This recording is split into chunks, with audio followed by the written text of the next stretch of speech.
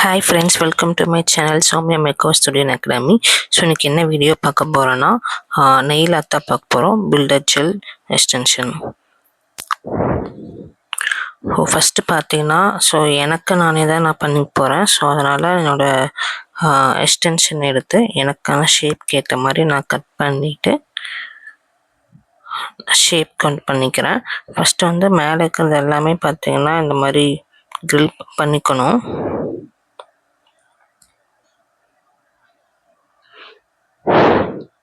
அதுக்கப்புறம் நம்மளுக்கு எந்த மாதிரி ஷேப் வேணுமோ அதுக்கு ஏற்ற மாதிரி நம்ம ஷேப் கொண்டு போய்க்கலாம்.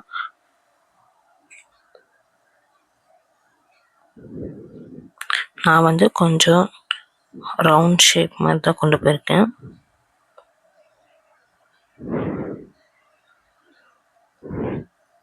எக்ஸ்டென்ஷன் பார்த்தீங்கன்னா ரொம்ப லாங்காக தான் இருக்கும். ஸோ அதனால் நீங்கள் உங்கள் சைஸ்க்கு உங்களால் எந்த அளவுக்கு ஹேண்டில் பண்ண முடியுமோ ஸோ அந்த அளவுக்கு கட் பண்ணிவிட்டு ஸோ அதை வந்து நம்ம ஷேப் பண்ணிக்கலாம்.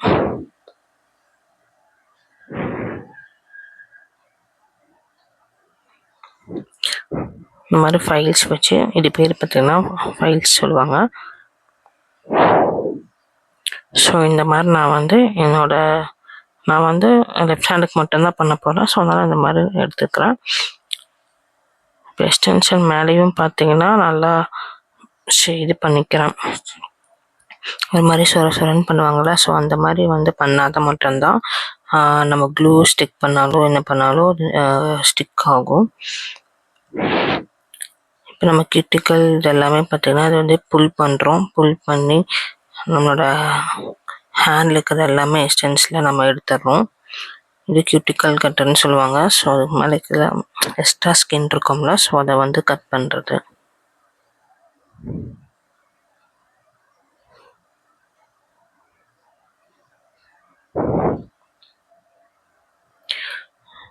ஸோ இந்த மாதிரி நீட்டாக நம்ம ஹேண்ட் இருக்கிற ஃபிங்கரில் எல்லாமே வந்து நீட்டாக எடுத்து பண்ணிவிட்டு திரும்பியும் அந்த மாதிரி ஷேப் பண்ணிக்கிறேன். நம்ம எப்படி நெயிலுக்கு எக்ஸ்டென்ஷன் பண்ணமோ ஸோ அதே மாதிரி தான் நம்மளோட ஃபிங்கர்ஸ்க்குமே பண்ணணும். ஸோ அப்போ தான் வந்து க்ளூ வந்து நல்லா ஸ்டிக் ஆகும். ஸோ நான் வந்து இந்த க்ளூ தான் எடுத்திருக்கேன்.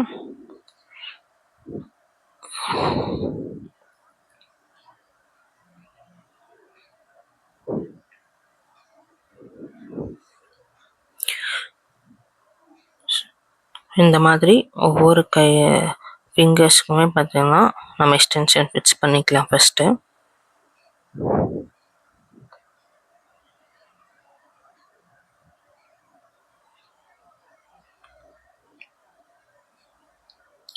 ஆனால் எக்ஸ்டென்ஷன் ஃபிக்ஸ் பண்ணும்போது அவங்க ஃபுல் இது பண்ணக்கூடாது, சென்டர்லேருந்து தான் ஃபிக்ஸ் பண்ணணும். ஸோ ஃபிக்ஸ் பண்ணதுக்கப்புறமா நம்மளுக்கு லைட்டாக நம்மளோட நெயில் தெரியுமில்ல, ஸோ அதில் வந்து பார்த்திங்கன்னா ஃபஸ்ட்டு டீஹைட்ரேஷன் பண்ணிக்கணும். அதுக்கப்புறமா ப்ரைமர். டீஹைட்ரேஷன் வந்து நம்ம நார்மலாக ஏர்லேயே ட்ரை ஆயிரும். ப்ரைமர் மட்டும் பார்த்திங்கன்னா நம்ம யூவி லைட்ஸில் காமிக்கணும். ஸோ இதுதான் வந்து பில்டர் ஜெல். ஸோ இந்த மாதிரி ப்ரஷ் எடுத்து பில்டர் ஜெல் வந்து நம்ம அப்ளை பண்ணிக்கணும்.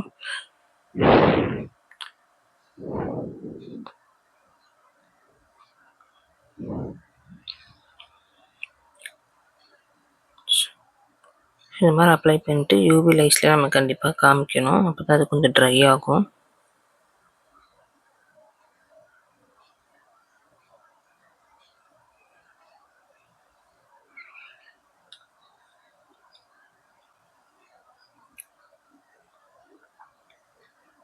$60 minutes கண்டிப்பாக காமிக்கணும்.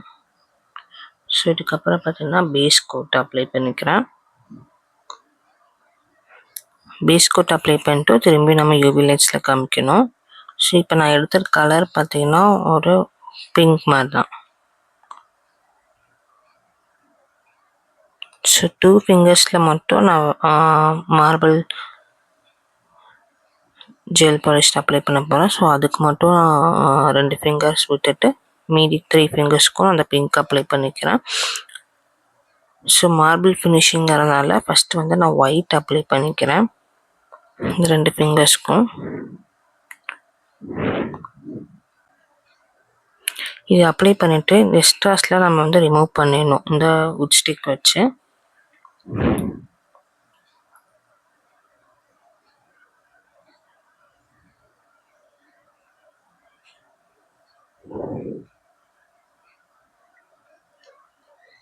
எக்ஸ்ட்ராஸ்லாம் எடுத்துட்டு அதுக்கப்புறமா தான் நம்ம யூவி லைட்ஸில் வைக்கணும். ஸோ நெக்ஸ்ட்டு கோட்டிங் கொடுத்துக்கிறேன். இப்போ வந்து அந்த ஒயிட்டுக்கு மேலே பார்த்தீங்கன்னா இந்த ப்ளூஸோன் ஜெல்னு சொல்லுவாங்க. இது வந்து மார்பிள் ஃபினிஷிங்காக பண்ணுறது. ஸோ இதை அப்ளை பண்ண பார்த்தீங்கன்னா நம்ம என்ன கலர்ஸ் நம்ம பண்ண போகிறோமோ ஸோ அந்த கலர்ஸை கொஞ்சம் நம்ம இந்த மாதிரி பேலட் இதை பண்ணிவிட்டு ஒரு பென்சில் ப்ரஷ் வச்சு நம்ம இந்த மாதிரி பண்ணோம்னாலே அது இப்படி லைன் பண்ணாலே அது நல்லா மார்பிள் ஃபினிஷிங்கில் ஸ்மெட்ச் ஆகும்.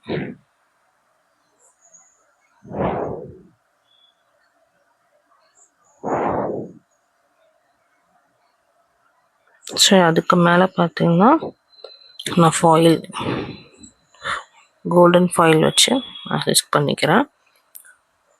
ஸோ இதுக்கப்புறமா எக்ஸ்ட்ராஸ் எதாவது இருக்குன்னா அதையும் ரிமூவ் பண்ணிவிட்டு அதுக்கப்புறமா நம்ம யூவி லைட்ஸில் வந்து நம்ம காமிக்கணும்.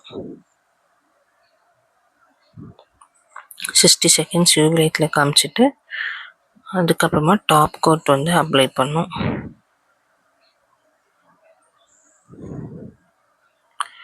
ஸோ டாப் கோட் அப்ளை பண்ணதுக்கப்புறமா திரும்பி யூவி லைட்டில் காமிச்சிட்டு ஸோ அதுக்கப்புறமா தான் வந்து நீங்கள் நம்ம தொட்டு பார்க்கலாம். ஸோ அது வரைக்கும் நம்ம அதை டச் பண்ணவே கூடாது. டச் பண்ணிங்கன்னா அது ஸ்மஜ் ஆகி நீட் ஃபினிஷிங் இல்லாமல் இருக்கும்.